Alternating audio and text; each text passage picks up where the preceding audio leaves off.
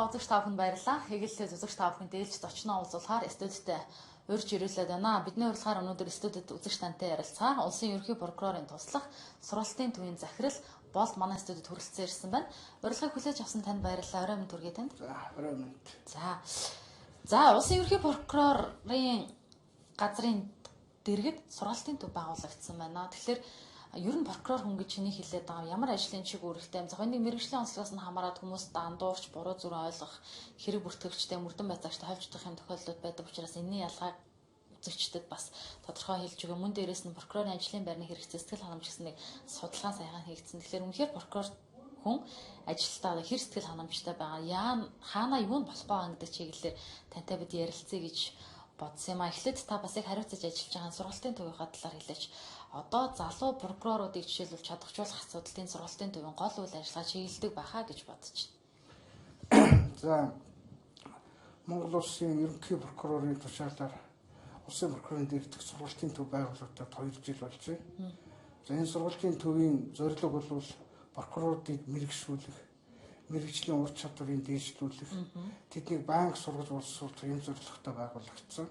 Одоо энэ зорилттой ханган биелүүлэх тийм тодорхой хэмжээний хөтөлбөр байгуулад ажиллаж байна. За энэ сургалтын төв бол материалын баазыг бол нэлээд анхаарч сайжруулж байгуулсан. Прокурорын сургах, өөрсдийн сурах тийм орчинг бий болгосон. За сургалтын төв нийтдээ бол нэг ээлжиндээ 180-аас 200 гаруй прокурор хүлээн авч сургах тийм боломжтой. Хамгийн сүүлийн тоног төхөөрөмжөөр томруулагдсан. Компьютерийн лаборатори, дотор байр зэрэг энэ тоног төхөөрөмжөөр томруулагдсан хамгийн орчин үеийн сургалтыг явуулах боломжтой ийм хэлбэрүүдийг сонгох боломжтой ийм байгууллага байгуулагдсан юм.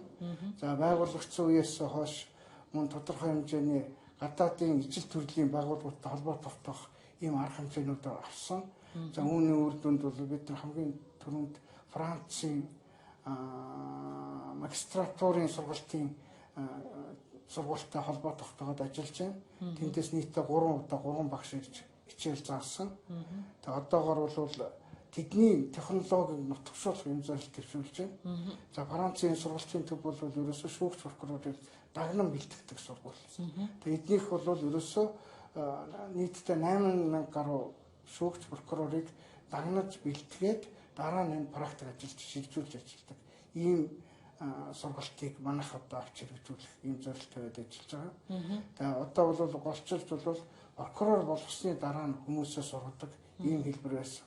Энэ шинэ технологиг нутагшуулснараа бид нар тодорхой хэмжээний прокуроруудыг болгохын өмнө сургалтанд хамааруулад нэг өсөндөө бол зайлшгүй манай сургалтын төвийг дамжиж сургалтанд хамарсны дараа прокурор болох ёстой маа гэсэн ийм зорилттой байдаг ажиллаж байгаа. За одоогоор бол прокурор хүн ямар хүн байх вэ гэвэл хуулиндаа зааснаар бол прокурор бол эрүүгийн хууль тогтоомжинд эрүүгийн хууль тогтоомжийг хэрэгжилт нэгэн мөр хяналт тавих ийм чиг үүрэгтэй оролцдог. Тэгэхээр прокурор ямар чиг үүрэгтэй оролцох ёстой вэ гэдгийг бид нар бүр анхан шатнаас нь сургаж зааж өгч जैन гэсэн ингэж ойлгож болно. Байцаа шийдэх ажиллагааны явцад прокурор бол нэг мөр хяналт тавих хуулийн хэрэгжилтэнд хүний эрхийг хангуулах ийм чиг үүрэгтэй субъект юм аа. Хэрэг мөрдөн байцаагч хоёроос хэрэг бүртгэгч мөрдөн байцаагч хоёроос юугаараа ялгаатай байх вэ? Прокурор. За прокурор хэрэг бүртгэгч мөрдөн байцаагч бол хэрэг бүртгэгч мөрдөн байцаагч эрүүгийн хэргийг бол шууд гардан мөрдөж хэрэг бүртгэлтийг явуулж байгаа улсууд. Прокурор бол энэ үйл ажиллагаанд байцаа шийдэх хуулийн энэ хэрэгжүүлж байгаа үйл ажиллагаанд хяналт тавьж тэр үйл ажиллагааг удирдах хяналт тавьж байгаа ажиллагаа. За прокурор бол ерөөсөө шүүхээс өмнөх шатанд хэрэг бүртгэгч мөрдөн шат байцаалтын шатанд хүний эрхийг хангуулахыг шаардж байдаг. Одоо хамгийн том төрийн нэг юмнаас олцож байгаа субъект. Үүгээрээ бол эндээс ялгаатай. За хуульчдын холбоо хуульч гэж байгаа прокурорыг хуульч гэдэг маань бол яах вэ гэвэл ерөөсөө хуульчдын холбооны гишүүн байхыг шаарддаг. За хуульчаар ажиллана гэдэг маань бол ерөөсөө хуулиараа прокурор, өмгөөлөгч, шүүгч хурд. Бусад хэрэг бүртгэгч мөрдөн байцаагч эрхцүүч улсууд бол ажиллаж болдог. Ийм онцлогтой, ийм хүндтэй алба. Одоо улсын хэмжээнд нэг 500 орчим прокурор ажиллаж байна гэсэн. Энэ нөгөө одоо зах зээл дээр яг ажлын салбар дээр хэрэгтэй байгаа ажлын байр төгсөж гарч байгаа энэ төгсөгчдийн тоо хоёрын хооронд зөрүү ер нь хэр байдаг вэ? Улсын хэмжээнд сая 2016 оны 3 сарын 1-ний байдлаар 485 прокурор ажиллаж байна. 485 прокурор гэж байгаа хөвчтэй холбоонд бүртгэлтэй 485 прокурор байна. Монголын хөвчтийн нэг хэсгийн гэсэн юм л үг юм. За, ихтэй сургууль бол 48 байна. Хөвчтийн эрх зүйч мэргэжлээ төгсөж байгаа. А тэрний тоог бол би бол мэдэхгүй байна. Ишний хэмжилтийг төгсдөг. За, ажлын байрны хувьд бол тэр төгсөгчдөөс бол хамаагүй одоо шаардлага бол айгүй өндөр тавигдах хэвээр. Тэр шаардлагыг бол хангасан усуд нь хөлчтийн сонгон шалгуулалт нь болох хэвээр. Тэгжээж прокурор болох анх шатны бэлтгэлээ хангаж явах хэвээр. За, манайд бол одоо 4 жил хүртэл хугацаагаар ажиллаж байгаа нэг 160 гаруй прокурор байна. Энэ 160 гаруй прокурорыг бол хамгийн ихний хэлж анх шатны сургалтыг явуулж тэдэнд бол онлайн болоо практик мэдлэгийг олгох хэвээр маа. Ийм зүйл үүж байна.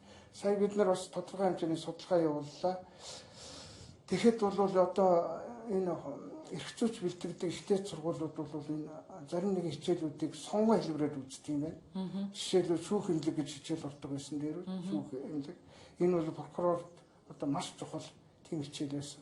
А гэтэл бол энэ сонгоноор орохлоор бол маш олон тооны прокурор болж байгаа хүмүүс энэ хичээлд үзээгүй юм байна. Тэгээ энэ хичээлүүдийг иймэрхүү практик хичээлүүдийг заашгүй оруулах шаардлага бий болж байна. Тийм учраас бид нар энийг одоо тусгай багц цаг болгон оруулж эхэлсэн. Одоо энэ дээр бол хамгийн олон жил ажилласан, ихтэй сургуульд олон жил багшаасан, энэ чиглэлээр доктор, энэ зэрэг хамгаалсан юм туршлагатай багш нар оролцож байгаа. Та түрүүн яриандаа хэлж байна хуульчийн холбоонд бүртгэлтэй. Жишээлбэл хуульчийн холбоонд бүртгэлгүй прокурор байж болох уу ер нь? Прокурор байж болохгүй. Заавал бүгд гишүүн байх хэрэгтэй юм тийм ээ. Тэгжээж тооныг тэгжээж хуульч гэсэн гэрчлэгээтэй болж түрүүн та ярьж нөгөө судалгаа хийгдсэн гэдэг прокурорын ажлын байрны хэрэгцээ сэтгэл ханамжийн судалгааны тайлан өнгөрсөн 7 хоногт бас танилцуулсан. Жишээлбэл энийг бол Монголын хуульчдын холбоо зохион байгуулсан байгаа энэ судалгааг. Судалгааны дүнгээс үзвэл прокурорын сэтгэл ханамжид хамгийн сөргөөр нөлөөлж ажлын байранд стресс төртүүлж байгаа хамгийн гол хүчин зүйл нь юу вэ гэсэн. За, цалин хангамж бага болоод нийгмийн асуудал дутмаг байдгаа гэж судалгаанд оролцсон гэсний 93% нь хариулсан байна гэсэн байна. Одоо прокурорын дунд цалин хэдэн төгрөг вэ? Энэ 210 прокурорын дунд хуульчтай холбооноос судалгаа авсан байна. Энэ судалгааны дүнгээр бол хамгийн нэгдүгээр асуудал бол ажлын ачаал хэд их вэ? Хоёрдугаарт нь бол прокурорын авч байгаа цалин хөлсөл маш бага байна гэсэн ийм дүн гарсан. За, манайх бол шатлалтай ерөөсөө прокурор хамгийн хяналтын дүүргийнх юм уу анх шатны прокурор хяналтын шатны прокурор гээд 750-800 мянган засны цалинтай. Тий. Тэгэхээр энэ цалинч бол одоо туслах прокурорын туслах ажилтны цалинтай энэ зэрэгцгээр маш бага хэмжээний цалинтай болсон. За, 2010 оноос хойш прокурорын цалин нэмэгдээгүй. Ямар ч нэг хуваарч нэмэгдээгүй.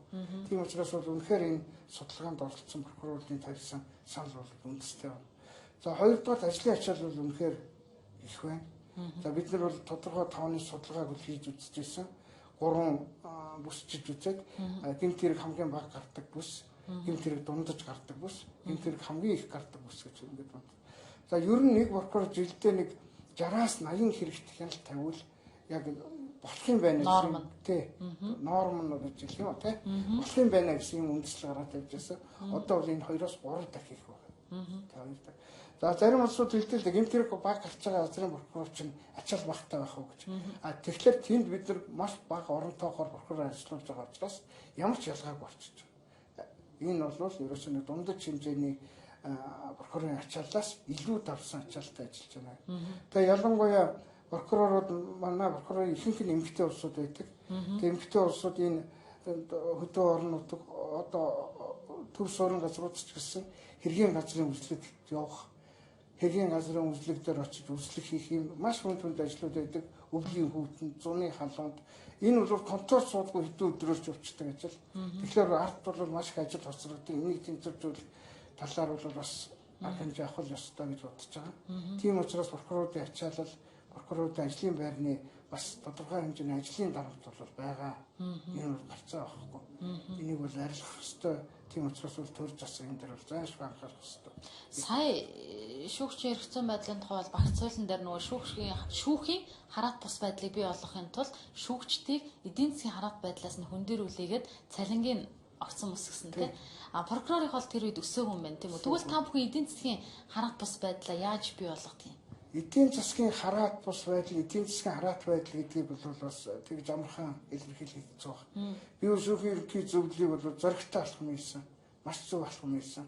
Шүүгч нарыг ямар ч байсан нэг тодорхой хэмжээгээр шүүгчийн цалингийн асуудлыг хэдийгээр багч гэсэн юм ингэж зоригтой болох юм ийсэн. Шүүхийн ерөнхий зөвлөл бол энэ дээр маш сайн ажилласан. За прокуророх бол улсын их хурлаас тогтоодог учраас бид нар бол улсын их хурлын хараат байдалд байж. Улсын их хурл прокурорын цалинг нэмэх үү эсэх үү гэдэг асуудал бол улсын их хурлын асуудал. Тийм учраас энэ байдлыг бол бид нар бол цалин бага байна, бидний ажил юм байна гэдэг тодорхой хэмжээгээр манай прокурор удирдлага бол улсын их хурл танилцуулсан. Гэхдээ одоо эдийн засгийн байдал хүнд байгаа учраас бас тодорхой ойрын үед арга хэмжээ авах хаа гэдэг нэг итгэл муутай. Гэхдээ ер нь бол их хурл бол анхааралтай авсан мэдж байгаа гэсэн ойлголттой л байж байгаа. Улсын их хурлд прокурорын байгууллагад хамаатай байдаг учраас ямар нэгэн дарамт ирдэг үү танай прокурорууд жишээлбэл ажил мөрөгчлөлтэй холбоотой. Ялангуяа их хурлын гишүүдээс. Их хурлын гишүүн гэдгээрээ биш хувь хүн гэдгээр бол байдаг л байна. Байдаг л байна. Ер нь бол манай хараат бус гэдэг бүр огт хөндлө вакуумч зорчинд ямар ч байгуулга ороогүй шүү дээ. Шүүгчдэр, прокурорчдэр аль ч байгуулга. Тийм учраас тодорхой хэмжээний хараат байдлууд бол бий байж л. Энэ бол тэгтээ бол би их хурлын нэрийн өмнөөс гэдгээр дарамт хараат байдалд оруулах гэх хувь нэрээрээ тийм ээ. Тэгээд жишээлбэл дотроо ч юм уу ийм байдал бол байдаг ахаа. Бас тийм зүйл ажилладаг. Энэ бол нуух арга байхгүй шүү дээ. Амьдрал дээр байж байгаа юм. Харин тэгэхээр энэ тохиолдолд жишээлбэл прокурор ямар нэгэн дарамтанд орохгүй байх хэрэгтэй тийм. Жишээлбэл хин нэг эрх мэдлээрээ далаалгадаг ч юм. Хин нэг юм ийм баг цалинтай юм чи мөнгөөр авилгадах гэж оролддог ч юм уу. Энэ тохиолдолд ямар хаалтыг яаж хийдэг вэ прокурор? Сая ерөнхий прокурорын тушаалаар нэг журам гаргасан юм. За. Энэ юу гэвэл одоо бид нэг ширээ нэг контор сууж байхад бивнийхээ хэргийг сонирхож болохгүй гэж. Тийм ээ? Чи ямар хэрэг хэмж байгаа юм? Яасан хин яаж аардна ийм зүйл ярьж болохгүй. Яагаад гэж байгаа? Энэ бол нөгөө би эндээ ч гэсэн хараат байд бусаар ажиллах нөхцөлийг журамж өгсөн. Энэ бол маш зөв.